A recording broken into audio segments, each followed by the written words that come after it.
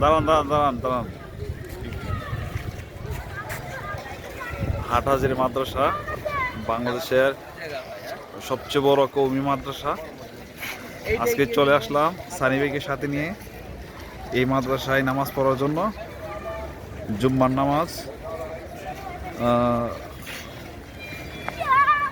বিশাল বড় মাদ্রাসা, অনেক মুসল্লি আসতেছে।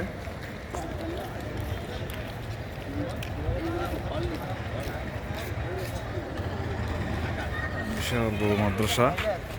বাংলাদেশে যত ইসলামী আন্দোলন শুরু হয় এখান থেকে হয়।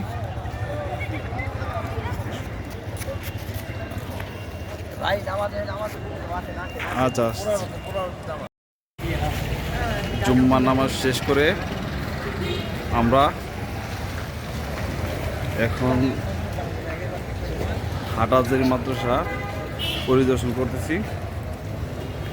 সবেমাত্র জুম্মার নামাজ শেষ করলাম। আমাদের জুম্মার নামাজ আরম্ভ হয়েছিল 1:15-তে।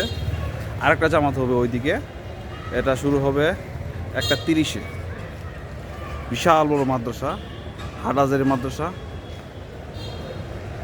যে মাদ্রাসার শিক্ষক ছিল আল্লামা শফি রহমতুল্লাহ আলাহি, যে মাদ্রাসার শিক্ষক ছিল আল্লামা বাবনগরী হুজুর।